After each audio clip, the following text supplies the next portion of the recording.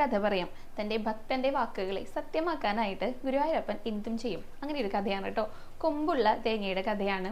ഇപ്പോഴും നമ്മൾ ഗുരുവായൂരപ്പന് നമ്മുടെ വീടുകളിൽ എന്ത് ഉണ്ടായാലും, എന്തൊക്കെ കായ്കനികൾ ഉണ്ടായാലും അതിൽ ആദ്യത്തേത് കൊണ്ടുവന്ന് സമർപ്പിക്കും. ഇപ്പൊ നാളികേരാണെങ്കിലും മത്തനാണെങ്കിലും അതുപോലെ ഏത് തരത്തിലുള്ള വിളവാണെങ്കിലും അതിൽ ആദ്യത്തേത് ഗുരുവായൂരപ്പനെ സമർപ്പിക്കുക.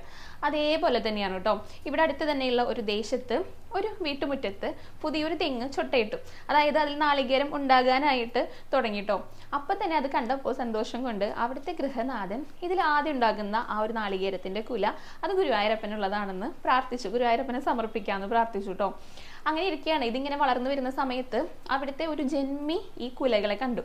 അപ്പൊ അദ്ദേഹത്തിന് നല്ല ഇഷ്ടമായി. ഇത് തനിക്ക് വേണം, തനിക്ക് സ്വന്തമാക്കണമെന്ന് ആ ഗൃഹനാഥനോട് പറഞ്ഞു. ഇത് തനിക്കുള്ളതാണെന്ന് പറഞ്ഞു.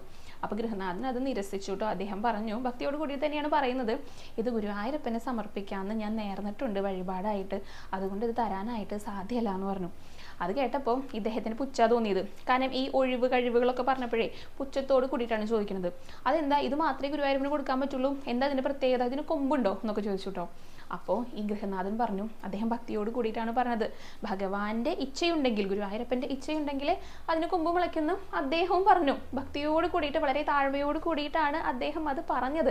പക്ഷേ അത്ഭുതം എന്ന് പറയട്ടെ, ഈ കുലയിലെ നാളികേരത്തിനൊക്കെ കൊമ്പ് മുളയ്ക്കാനായിട്ട് തുടങ്ങിട്ടോ.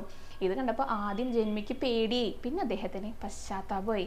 അങ്ങനെ ഇത് വളർന്നിട്ട് പാകമായപ്പോൾ ഇവർ രണ്ടുപേരും കൂടെ ചേർന്നിട്ടാണ് ഗുരുവായൂരപ്പന് മുന്നിൽ ഈ നാളികേരത്തിന്റെ കുല, ഈ കൊമ്പുള്ള നാളികേരം കൊണ്ടുവന്നിട്ട് സമർപ്പിച്ചത്. അതാണ് തൻ്റെ ഭക്തന്റെ വാക്കുകളെ സംരക്ഷിക്കാനായിട്ട് ഗുരുവായൂരപ്പൻ ചെയ്ത കാര്യമാണത്. ഇത് നമുക്ക് കാണാനും സാധിക്കും കേട്ടോ. മുൻപ് കിഴക്കേ ഗോപുരത്തിന്റെ അവിടെ കെട്ടി തൂക്കിയിട്ടിട്ടുണ്ടായിരുന്നു ഈ കൊമ്പുള്ള നാളികേരം.